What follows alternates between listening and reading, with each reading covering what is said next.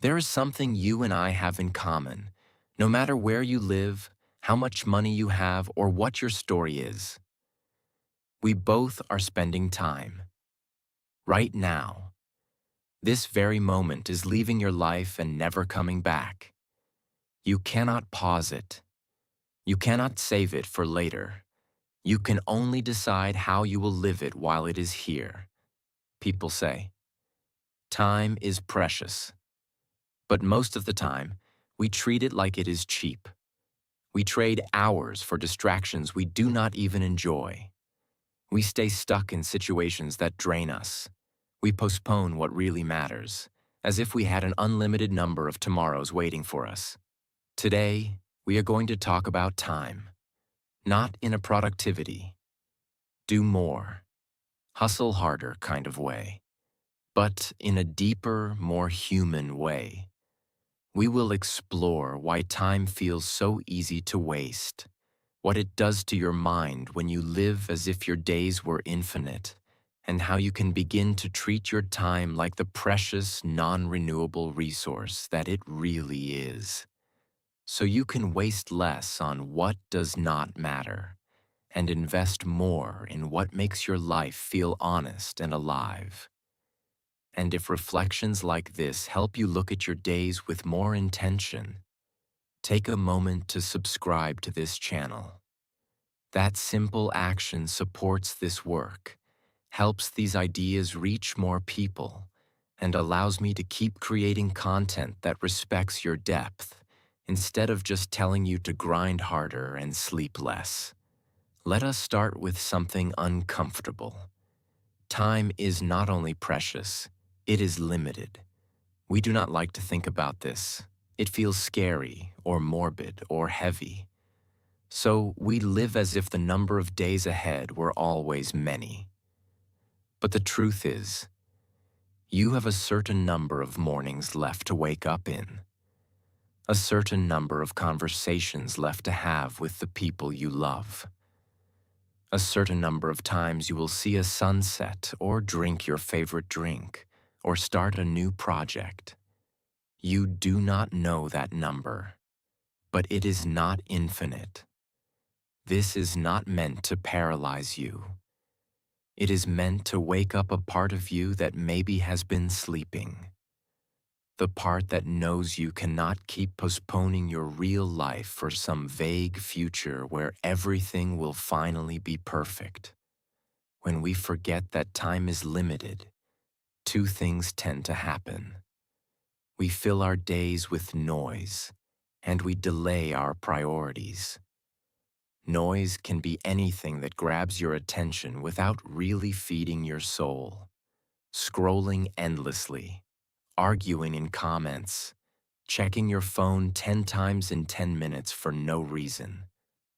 None of these things are evil by themselves, but they are experts at eating your minutes, your hours, and eventually your years, without giving you much in return. Delaying our priorities is another way we waste our limited time. We say, I will start taking care of my health when things calm down. I will work on that dream when I feel ready. I will have that conversation when the moment is perfect. And time passes. The moment never arrives looking the way we imagined. Then one day, you realize months or years went by, and the things that were truly important to you never left the realm of one day. So why do we do this? If time is so precious, why do we treat it as if it were small change we can throw away? Part of the reason is that wasting time does not hurt immediately. If you cut your finger, you feel instant pain. If you eat something spoiled, your body reacts. But if you waste 3 hours in a way that does not align with your values, you might feel a vague discomfort or a bit of self-criticism, but nothing dramatic. So your brain learns. I can continue like this. The problem is that these small moments stack, like drops of water creating a river. One distracted evening is not the issue. It is the pattern of unconscious days, repeated over and over, that slowly builds a life that does not feel like yours. Another reason is that we confuse rest with waste.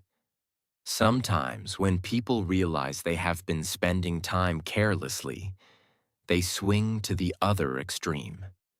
They try to schedule every minute. They feel guilty whenever they rest. They treat themselves like machines that must be productive all day. This is not what we are talking about. Rest is not a waste of time.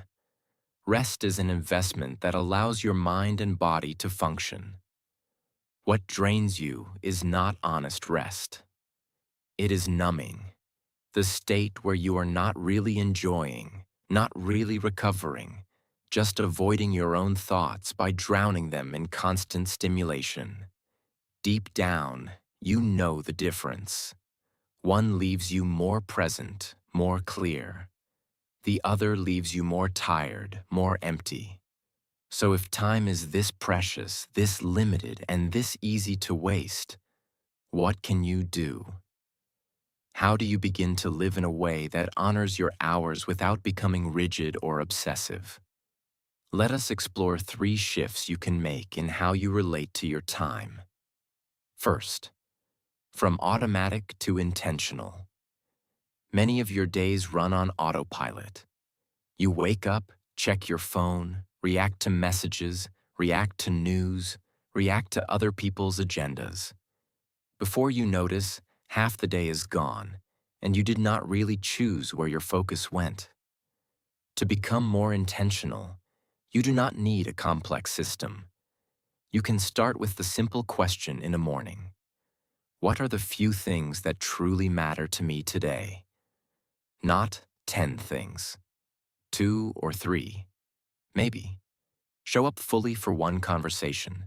Move your body in some way. Take one step toward a project that feels meaningful. When you name what matters, you create a kind of compass for your day. As hours pass, you can look back and ask, did my actions respect what I said was important? You will not hit the target every time. Some days will be chaotic. But simply asking and answering this question starts to pull you out of autopilot. It reminds you that your time is yours, even if you cannot control every event. Second shift. From saying yes to everything to protecting your limited hours. Every time you say yes to something, you are also saying no to something else, even if you do not notice. When you say yes to every invitation, every request, every demand, you often end up saying no to your own rest, your own health, your own projects. Learning to protect your time does not mean you become selfish or cold.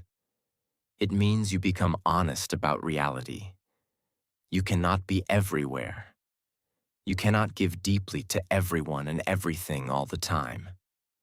So you begin to choose. You might say, I care about this, but if I accept this extra task, I will not have any energy left for the things that are essential to me. You might decide to limit how often you let your phone interrupt you. You might create small islands of focus in your day, 20 or 30 minutes where you do one thing that matters, without checking anything else. These choices can feel uncomfortable, especially if you are used to pleasing everyone. But over time, they teach you that your time is not just available space for other people's priorities. It is the material from which your life is made. Third shift. From fearing the finiteness of time to letting it give meaning to what you do. Many people avoid thinking about the fact that their time will end because it feels terrifying. But pretending you are infinite does not make you freer. It makes you careless. When you gently accept that your days are counted, something changes in the way you relate to them. A simple walk with someone you love becomes more precious because you know you will not have an endless number of these moments. Saying, "I love you" or "I am sorry" becomes more urgent because you understand that waiting for the perfect moment might mean you never say it at all. Working on a dream stops being a fantasy for later and starts to become a responsibility you have toward yourself while you still have the energy and the chance to try. This awareness of finiteness does not have to lead to panic. It can lead to tenderness. You begin to treat your days the way you would treat something fragile and beautiful that was given to you for a short time. With care, with presence, not perfectly, but with the intention to truly be there for the moments you are living, instead of always rushing past them on your way to somewhere else. Now let us bring this to your reality. Think about the last week. If someone had recorded how you spent your waking hours and turned it into a movie, would you recognize yourself in that story? Would it look like the life of someone who knows their time is precious? Again, this is not an invitation to judge yourself harshly. It is an invitation to tell the truth. Maybe you would notice that you give more time to other people's drama than to your own growth.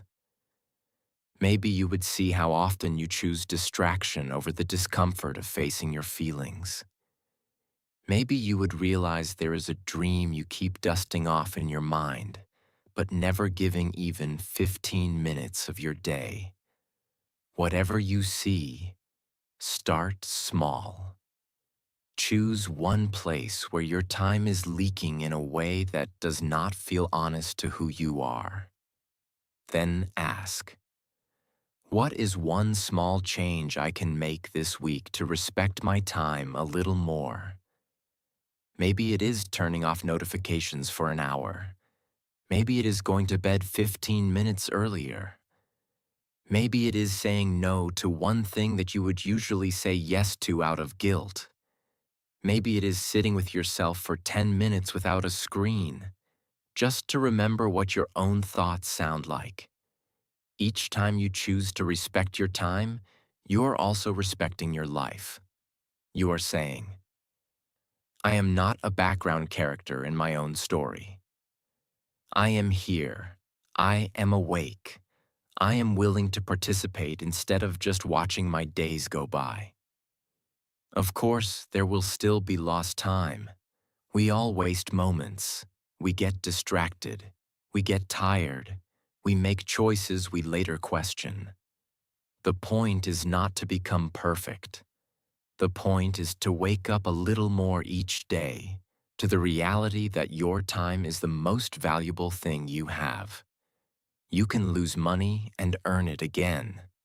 You can lose status and rebuild it. But once an hour passes, it is gone. What remains is not the hour itself, but what that hour did to you. Did it move you closer to the kind of person you want to be? Did it deepen your relationships? Did it rest your body? Did it teach you something? Or did it simply reinforce a pattern that leaves you feeling disconnected from yourself? If you realize you have been wasting time, do not use that as another weapon against yourself. Use it as a turning point. You cannot change yesterday's hours, but you can choose how you will treat the next one, the one that is arriving right after this video. So, time is precious. Do not waste it. Not because you must fill it with constant activity, but because you deserve to live a life you are present for. A life where your days are not just days survived, but days inhabited. You may not control how long your life will be, but you do have some say in how deeply you live the time you have. And that is a power worth noticing before another year passes in a blur. See you next time.